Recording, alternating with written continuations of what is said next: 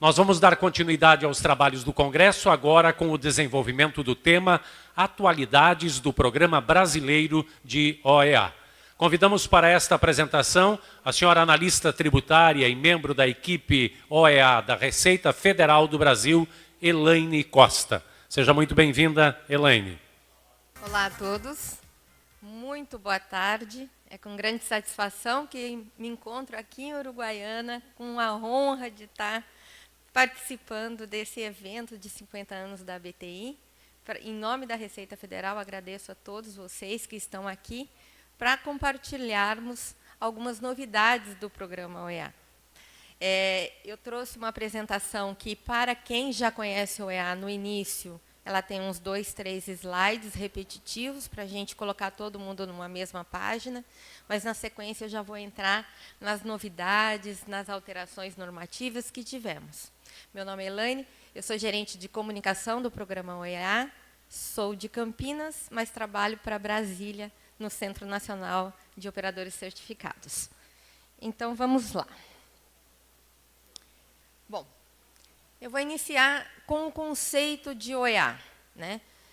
Num passado não muito distante, a Receita Federal, né, tratava todos os intervenientes do comércio exterior de uma maneira comum. Tratava eles sem fazer a avaliação de risco.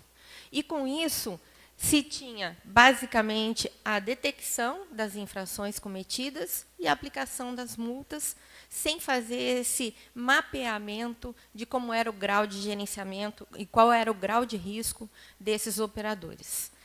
E com o desenvolver de programas de conformidade recentemente na Receita Federal, cujo exemplo é o programa OEA, mas não somente ele, né? Existem outros programas como Confia, né, o Sintonia, que também são programas da Receita Federal. Há uma estratégia de diferenciação de tratamento, de acordo com o grau de risco desse operador. E, consequentemente, a concessão de benefícios para aqueles que cumprem as normas. Então, dependendo do comportamento desse contribuinte, a Receita Federal vai ter um certo comportamento também. Ou, para os que não querem cumprir a norma, ela vai fazer a inspeção e a sanção, como era feito antigamente. Mas, para os operadores que estão na base da pirâmide, que são o foco do programa OEA, é tratado de uma forma assistencialista, de forma a mostrar para ele como trabalhar corretamente, por meio de requisitos a serem cumpridos, e também na maneira de oferecimento de benefícios para a facilitação do comércio. Então, o programa OEA está centrado, né, nessas duas camadas inferiores da pirâmide, que são os operadores de baixo risco. E esses operadores de baixo risco, eles vão obter, em contrapartida da Receita Federal, por estarem cumprindo uma legislação, eles vão ter benefícios atrativos, como seleção reduzida, prioridade de previsibilidade, reconhecimento, né, do baixo risco, também materiais orientativos, como guias informativos, seminários como esse, que podemos compartilhar conhecimento, e também essa parceria público-privada, na qual a Receita Federal ouve a demanda desses operadores para cada vez mais se aprimorar nas suas legislações e se tornar cada vez mais próxima da realidade dos operadores. Então, esse é o contexto que nasce o programa OEA, né? Ele é um programa que visa fortalecer a segurança da cadeia logística e também estimular o cumprimento voluntário da legislação tributária e aduaneira. Ele está dividido em 2 módulos, o OEA Segurança e o OEA Conformidade. Tá? O OEA Segurança para, basicamente, todos os operadores do comércio exterior que estão ali na nossa instrução normativa, né? Não são todos que operam, mas aos poucos temos introduzidos outros operadores, e o OEA Conformidade para os importadores e exportadores. Já temos 750 certificados emitidos para 574 empresas diferentes, sendo que 58% são importadores e exportadores. Em relação aos transportadores, já temos 92 transportadores certificados no programa OEA, e a atratividade do programa, que eu trouxe nos gráficos abaixo, tem crescido ao longo dos anos, tanto na modalidade OEA segurança quanto conformidade, e também a representatividade desses importadores e exportadores no comércio internacional. Os benefícios relativos ao programa OEA são referentes ao percentual de seleção, que é menor para os OEAs, em torno de 5,5 vezes menor do que para não OEAs, o que dá previsibilidade e fluidez das cargas, 3 vezes menor na importação e 5,5% menor nas importações. Em relação aos tempos, né, todos os modais, tanto o marítimo, o aéreo quanto o rodoviário, também tem redução dos tempos, quando se compara uma carga OEA com uma não OEA. O que é importante é que a gente traz também esse DNA de sempre se buscar transparência nos nossos dados e está demonstrando, de fato, essa parte que os benefícios do programa OEA são reais e são mensuráveis, né? Os benefícios todos estão aqui, são conhecidos muitas vezes dos senhores, mas estão separados na modalidade de segurança e na conformidade, sendo alguns benefícios de caráter geral e outros para a segurança ou para a conformidade, que eu não vou me ater, os senhores podem estar acessando diretamente pelo QR Code. Mas vamos falar, então, das novidades, né? Chegando, assim, já colocando no contexto do que é o programa, falaremos um pouco das novidades que os marcos normativos agora de 2023 trouxeram para o programa OEA, que é o objetivo daqui. Essas mudanças que nós fizemos na legislação, elas vislumbram fazer um alinhamento com normativos internacionais, principalmente do SAFE, que é da Organização Mundial das Aduanas, e também com o CITPAT, que é o Programa de Segurança dos Estados Unidos. Também um aperfeiçoamento, principalmente nos requisitos de segurança, e também a introdução de conceito de se estar trazendo para si a responsabilidade de se fazer as inspeções fitossanitárias e ter um procedimento que a gente já é sujeito vocês já são sujeitos pelo mapa, mas trazer isso de uma forma escrita para diminuir o risco que está relacionado à vigilância sanitária. Eu vou explicar tudo isso para frente e trazer de uma forma mais resumida. Então, como a gente tem duas normas novas, uma vai entrar em vigência agora, que já entrou, né, em vigência e já está vigente, e a outra vai entrar somente daqui a 1 ano. Mas, Elaine, por que vocês publicaram uma norma se ela não está vigente? Justamente para ser de conhecimento de todos vocês, de quais são esses requisitos, para já estarem trabalhando nesse ínterim de 1 ano que temos para implementar, né, esses procedimentos para atender esses requisitos, para quando a norma entrar em vigência, vocês já estarem cumprindo. Então, existe, claro, né, a gente eliminou a conformidade C1, né, que não tem mais sentido, então vai ser um tipo só de conformidade. A gente incluiu o conceito de ações requeridas, que eu vou explicar para os senhores. Mudamos o rito de exclusão, né, e de recurso, alteramos o percentual mínimo das operações indiretas, fizemos a ampliação do fórum consultivo.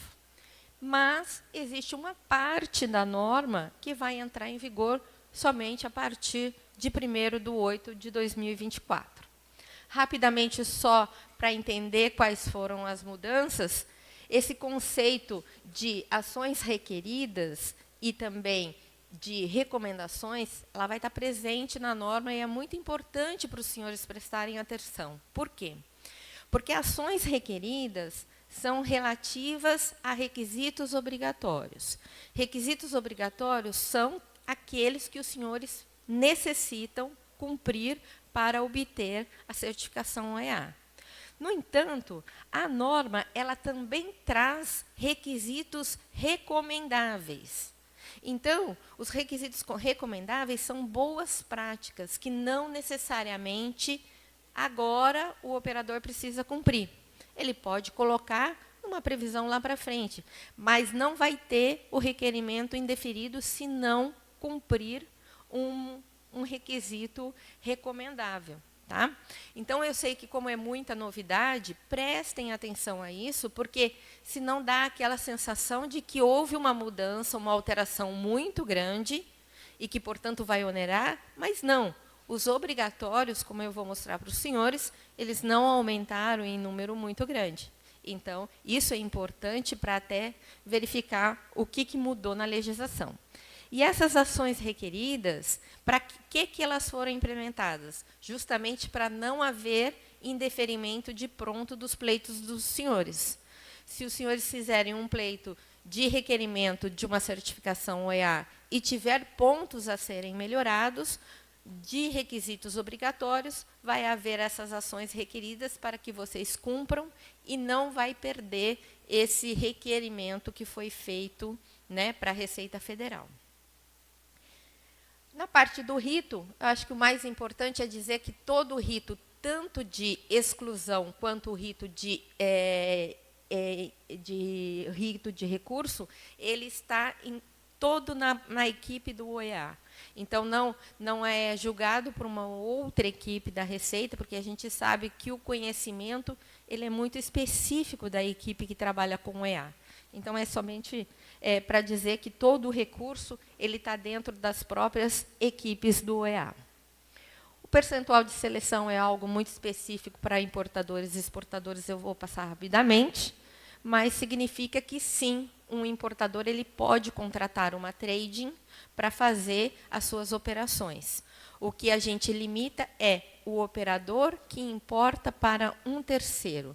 Esse importador ele tem um limite de 85% das suas operações, ou seja, 15% só ele pode importar para um terceiro. Aqui é algo que eu gostaria de chamar bastante a atenção dos senhores, né, da importância do Fórum Consultivo. O Fórum Consultivo é um canal permanente de comunicação com a Receita Federal, tá, para analisar as demandas do setor. Então, se existem problemas que deva ser falado para a Receita Federal no âmbito do programa OEA, esse canal é por meio do Fórum Consultivo. Então, ela é uma parte que esses integrantes do Fórum Consultivo vão receber essas demandas, vão analisar as propostas, vão fazer um relatório e entregar para a coordenação aduaneira. Então, essa é uma mudança grande que teve, né, no programa OEA, na nova legislação. Atualmente, são 22 representantes eleitos, estamos com a eleição aberta, né, então eu vou mostrar o canal para os senhores participarem. E ele é uma voz. Esse eleito, vou dar o exemplo do transportador. O transportador que já se candidatou e que ele está lá no site da Receita para receber votos das empresas OEAs, né? Então, é OEA que vota em OEA, ele vai ser o porta-voz dos transportadores para falar com a equipe da Receita Federal. Tá? Não é que ele vai estar se elegendo para trazer as demandas dele. Não, ele vai ser um representante da categoria que vai trazer ali todas as demandas necessárias de conhecimento para a Receita Federal. E a gente vai trabalhar nesse âmbito do Fórum Consultivo por meio de câmaras técnicas, que aprendemos com o Procomex muito bem, né, de mapear como está e como deveria ser, para se propor ali mudanças normativas ou mudanças, novos benefícios, enfim, tudo que a gente pode estar implementando para o programa OEA. Bom, o processo de eleição, então, ele está aberto, então não é qualquer um que vota, é somente o operador certificado que vota em operador que se candidatou, né? E o operador que se candidatou, não adianta ele falar para todo mundo, né, vizinho, primo, para votar nele, porque não adianta. Ele tem que convencer os pares dele, porque ele vai ser um representante da categoria, por exemplo, do transportador. Então, ele tem que fazer aí um boca de urna para ele ser eleito esse representante. E está aberto, pode acessar pelo QR Code também.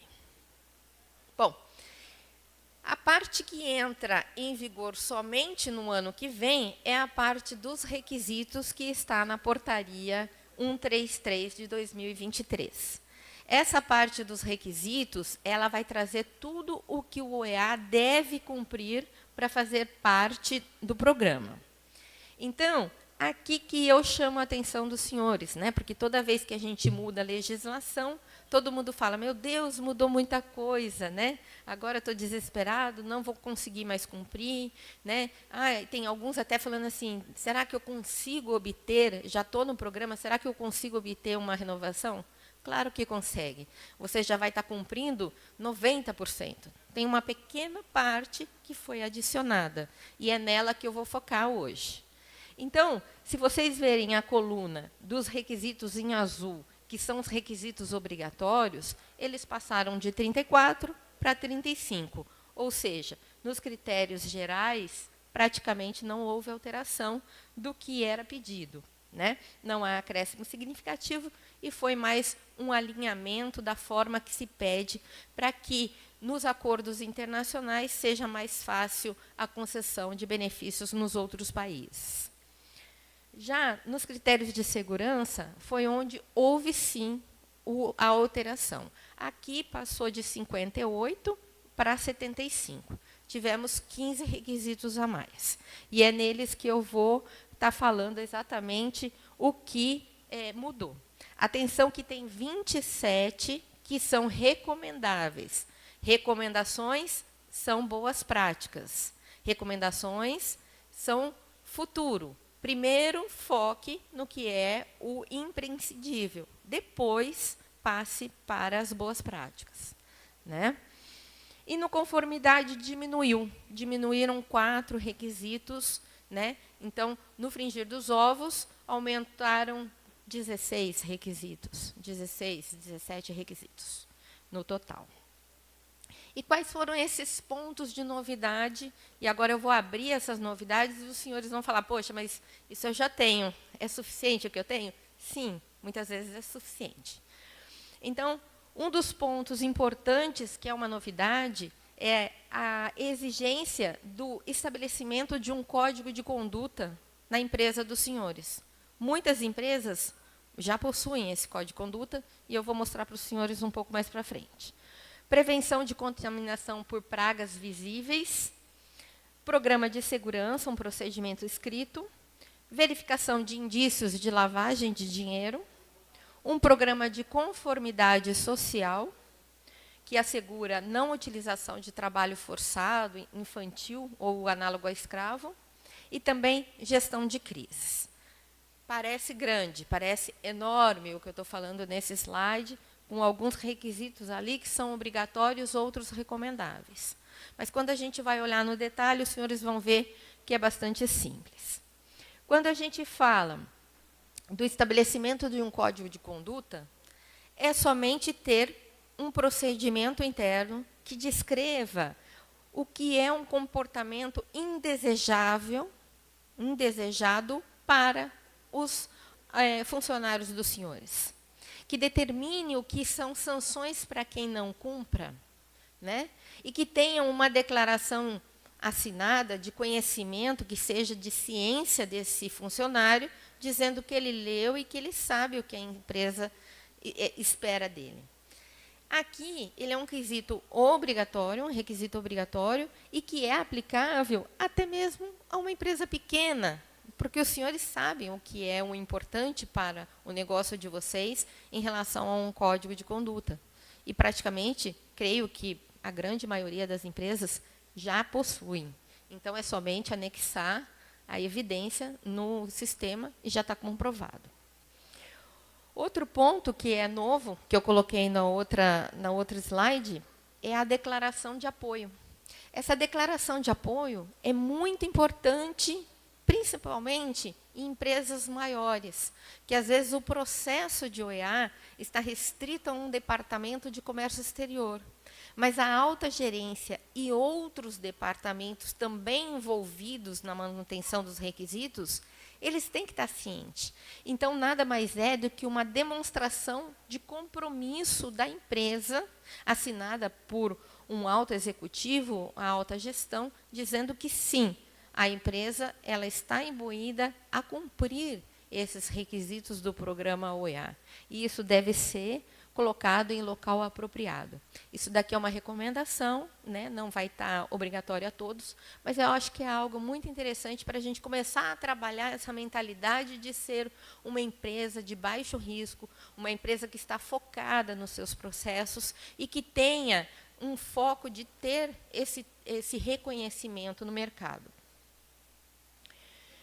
Em relação à prevenção por pragas visíveis, essas pragas visíveis elas estão muito relacionadas à parte da vigilância sanitária, do mapa. É claro que a Receita ela não vai virar um fiscal agropecuário, não é esse o intuito, né? O intuito é que a gente olhe para os processos internos e verifique se temos processos para detecção de pragas visíveis, se fazemos inspeções prévias, né? E se essas inspeções das áreas onde são estufados os containers, se há uma limpeza para diminuição de pragas, né, de contaminação por mato, que pode vir a contaminar a sua carga, e também se há um treinamento constante dessa equipe que está imbuída de colocar isso em prática, né?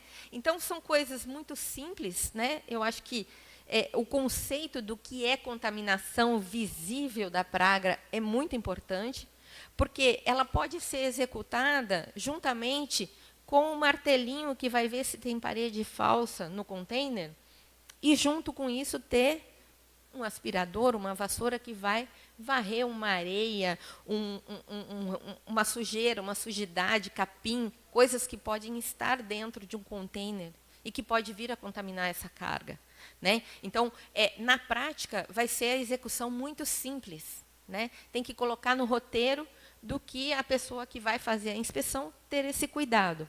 Importante que seja em todos os modais, né? E também a verificação do carimbo dos pallets, né?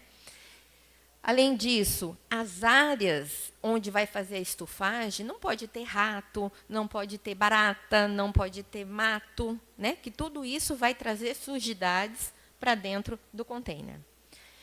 E o que isso vai trazer de benefício para a gente? Nós estamos trabalhando intimamente com a equipe do MAPA para que a gente consiga dar benefícios para as empresas certificadas como o EA, ter benefícios de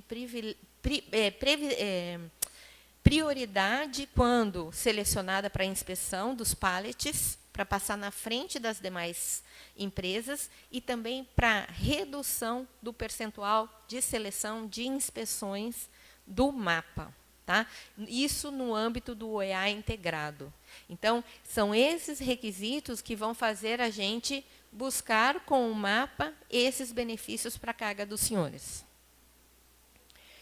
Outra coisa interessante, e aqui praticamente quase todos os requisitos aqui são recomendáveis, é ter um procedimento para verificação de carga com suspeitas, com indícios de lavagem de dinheiro. Isso é muito comum, principalmente em agente de carga, né, que vem para fazer uma exportação de uma carga que não se sabe direito o que é, nunca foi cliente da empresa, vem pagando a dinheiro. E aí? Tem que a pessoa que receber a contratação dessa carga, né, desse serviço, ela ser orientada, esse funcionário ser orientada a ligar alguns alertas. Poxa, esse cliente é novo, ele está mandando para uma área estranha essa carga, uma área suspeita. Eu não sei muito bem o que tem dentro, porque não tem uma descrição muito coerente. Será que é droga? Será que é arma? Será que tem um conteúdo diferente? Será que está lavando dinheiro, né, por meio de declarar algo e levar outro? A gente teve um caso já relatado por um agente de carga né, certificado pelo programa OEA, que teve esse alerta antes mesmo da gente ter esse requisito. Teve esse alerta aceso e ele nos informou. Tem um canal de informação para a equipe da Receita Federal e nós informamos o pessoal da repressão. E quando vimos, era um embarque de notas de dinheiro venezuelano que estava indo para ser impresso dólar falso. Tá? Então, algo muito interessante, mas que está na mão de vocês e que a Receita precisa dessa parceria para detectar esses indícios. O que é preciso ver, conseguir que essas pessoas detectem essa carga suspeita? Cargas originadas ou destinadas a locais em comum, pagas em dinheiro ou cheque visado, uso de rotas não usuais, né?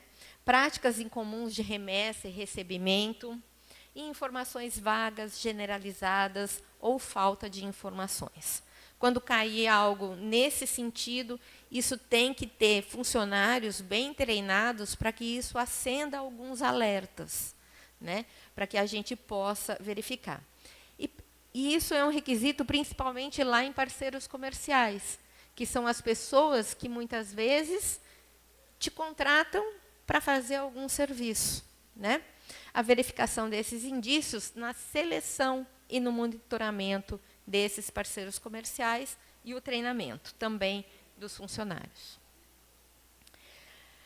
Eu estava assistindo a palestra da ANTT e ele trouxe uma série de coisas que estão mudando, né, das gerações dos milênios, as gerações Z, né, e que, de fato, o EA também está antenado a isso. Por quê?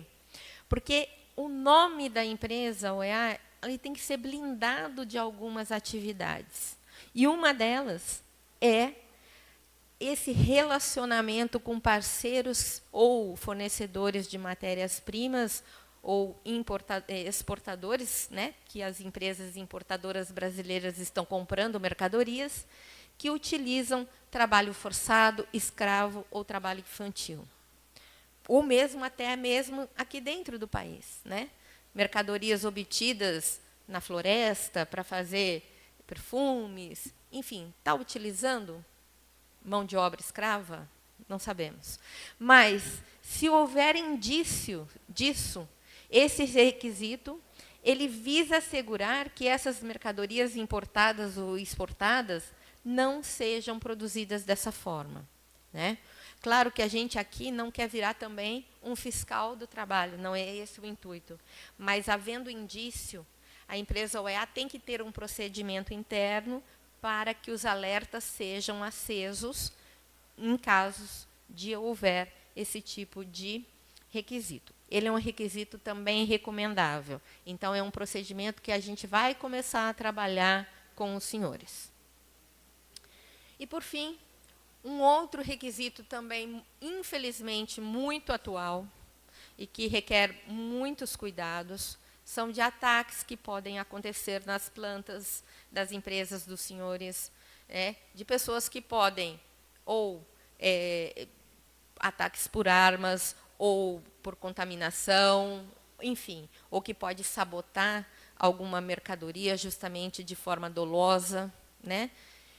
Ter o objetivo desse gestão de crises e recuperação de incidentes, justamente o objetivo assegurar que o operador possua procedimento de gestão de crises para a retomada de atividades. E eu não estou falando só de terrorismo, não. Eu estou falando, por exemplo, aqui em Uruguaiana. Teve uma chuva muito forte. E como que você vai manter? Qual é o objetivo desse requisito? É ter um plano B quando algo der errado. Como que eu vou manter a minha frota rodando num caso de enchente, num caso de fogo, né?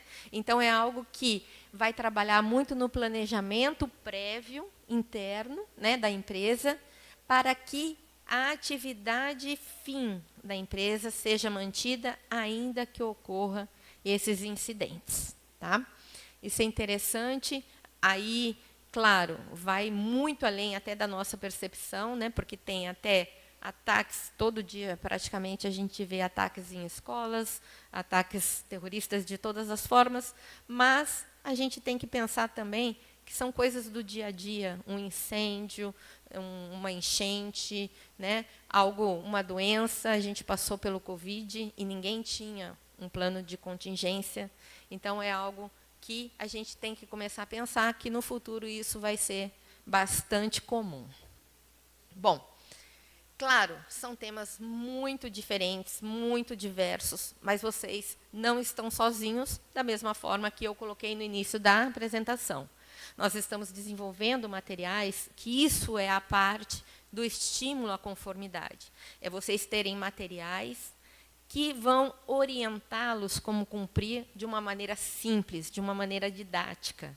E nós estamos fazendo essa primeira versão, nessa próxima semana ou na outra, a gente vai lançar já a primeira versão do guia de implementação, que é a visão do que a Receita espera que vocês cumpram desses requisitos, colocando em miúdo o que é importante.